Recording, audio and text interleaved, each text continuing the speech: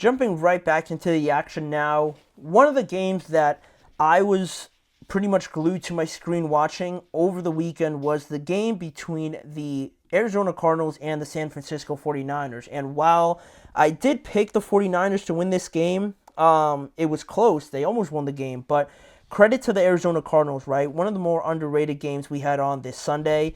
And yeah, the Arizona Cardinals stunned the San Francisco 49ers on the road at Levi Stadium with a 24-23 win. Both teams are now 2-3, but Arizona is above the San Francisco 49ers in the division in the NFC West.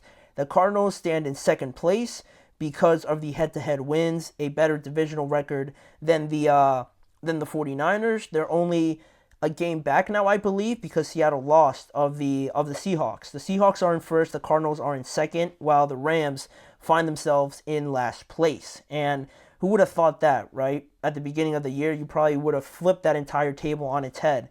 But the Seahawks are playing pretty well despite their loss to the Giants, and the Cardinals certainly showing some fight that they have in this game. And one important note to make of this game was the injury to 49ers kicker Jake Moody. It proved to be a big blow in this game for a major reason, right, that I'll get into in the breakdown of the game. But he was diagnosed with a high ankle sprain, I believe, so he didn't return in this game, and it proved to be a big point, obviously, in the second half. But looking at the performances from this game, Kyler Murray had a very efficient day, I would say, 19 of 30 for 195 yards, one touchdown, and he also threw one interception to Nick Bosa. James Conner, 19 carries for 86 yards, pretty decent day.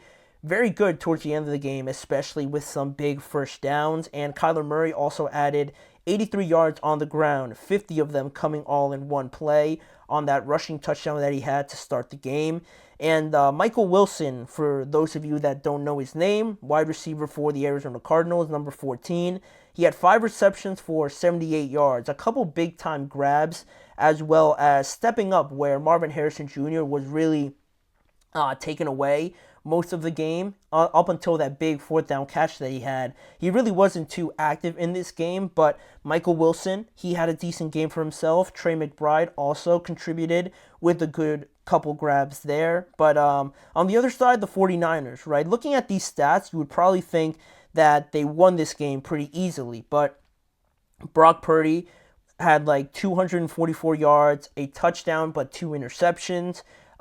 Jordan Mason, 89 yards, 14 carries, not too great, but not awful by any means. Brandon Ayuk had a fantastic day, 8 receptions for 147 yards, and George Kittle added on a touchdown as well as 8 receptions as well and 64 yards to that 49ers offense. And it felt like, just looking at this game and how it broke down, starting off with Arizona scoring on their first drive, Kyler Murray taking it to the house on that 50-yard touchdown, throwing up the peace sign, throwing up his arm from the 40-yard line of all places to know that he was just going to score from that was awesome.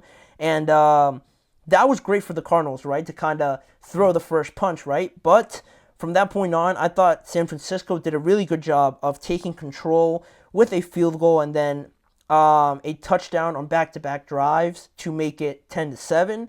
And then San Francisco's defense was really playing well to hold the Cardinals to field goals and punts up until it was 10-13 when it was starting to change a little bit here. And the 49ers special teams blocked a field goal and they returned it for a touchdown that made it 10-13 and turned it into a 10-20 game from that point on.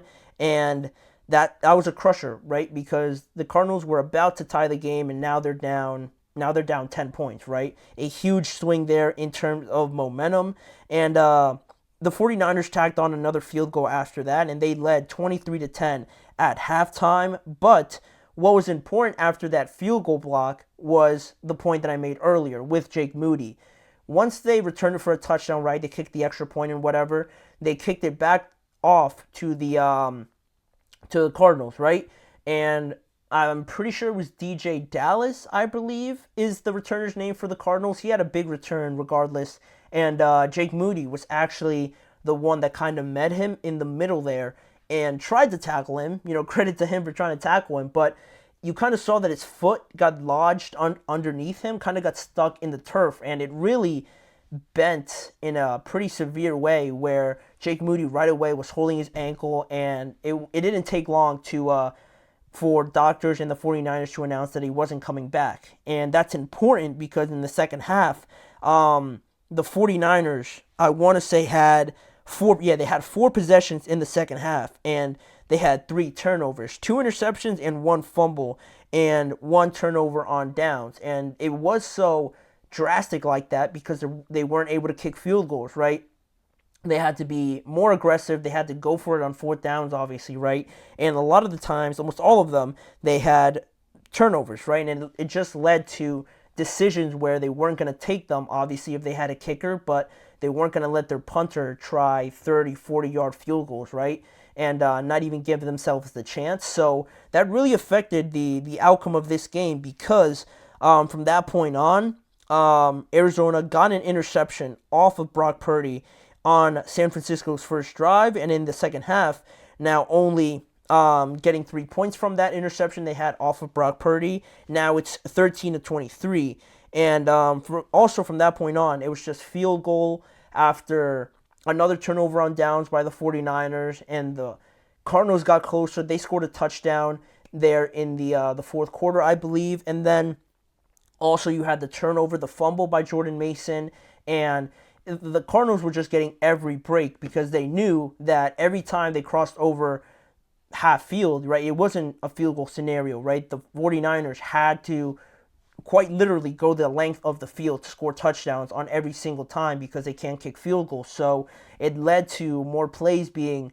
had in the second half, and the Cardinals defense coming up with those turnovers, a couple unfortunate ones with interceptions on tipped balls, but regardless of that, the fumble on Jordan Mason was a great play by them, and they had a great running game in the second half with James Conner and Kyler Murray getting huge first downs to really tire out the 49ers defense. And I mentioned the big catches by Marvin Harrison Jr., by Michael Wilson, and executing in the red zone as well was huge for the Cardinals to kind of chip away until they finally took the lead 24-23, and it was a last interception there towards the end of the game where Brock Purdy threw his second interception, and that was pretty much the game after the Cardinals came back from being down at most like 13 points, 23-10 at halftime. They scored 14 unanswered points,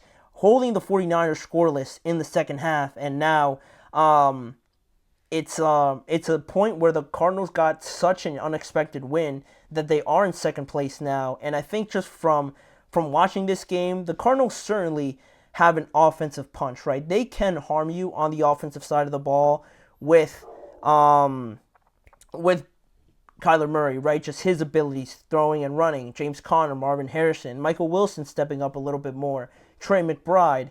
They have some guys on offense, but this is twice now. I think it more says it about the 49ers in this game. I think I learned more about them or really took away more from this game from the 49ers side of it, because this is twice now that the 49ers have given up leads in the second half, really fourth quarters, and both times to divisional opponents. The 49ers are 0-2 in the NFC West right now, and they'd be in last place, if you'd believe it, if the Los Angeles Rams had won their game against the Packers, saying they were also 2-3, because they have that win over the 49ers. The Rams would be ahead of them if they were 2-3. The Cardinals are ahead of them because they're 2-3. So the 49ers could have been last if the Rams would have won. They weren't clearly 1-4. That's kind of like getting a real idea of where the 49ers stand right now. And, an idea of talking about how worried I am about the 49ers and am I concerned with Brock Purdy and the 49ers just as a whole, as an overall team.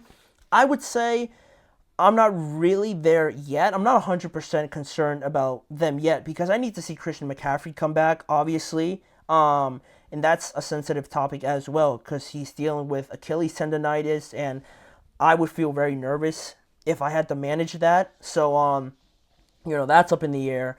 And really just the ideas around the 49ers and how they've been performing. You look at Deebo Samuel, and I couldn't believe it when I saw that he had 3 targets and 1 reception throughout the entire day. And that obviously can't happen. If you have all these weapons, you can't have Deebo so low in terms of contributing. And if the defense is taking away Brandon Ayuk like they probably should have, you got to go and try and find Deebo to kind of make it easier for yourself. So that was something that just can't happen again.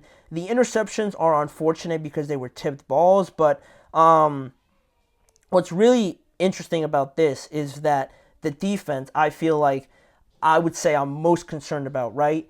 The 49ers as a team, I need to see them get healthy, but really the defense, if I had to pick one, I just feel like it needs to step up a little bit more. They need to toughen up, and it looked like in the game against the Rams that the passing game, they were like overwhelmed by it, right? Matthew Stafford was hitting long pass after long pass and really killing them that way. And now in this game, it looked like they were very susceptible to the running. And you can't have both, right? You can give up one side of it, but to give up both in games like this against the NFC West, that's really what I would point to for the 49ers, because their offense, I think, is going to be all right.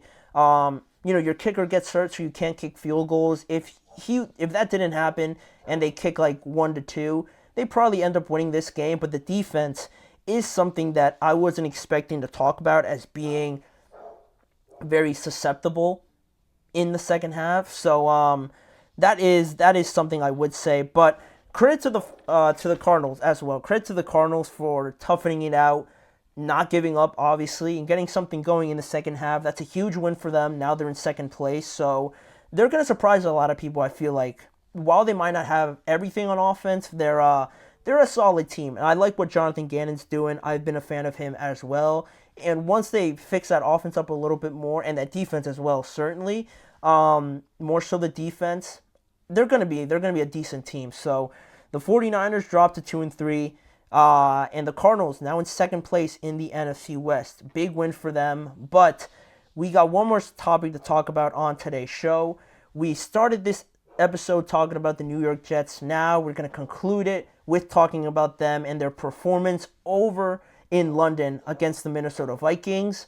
Another loss for them led to the firing of Robert Saleh, obviously. But what happened in that game? What can we take away from it? And how does that impact them going forward as well? We'll be right back with that topic. You're watching the GSMC Chip Shot Football Podcast.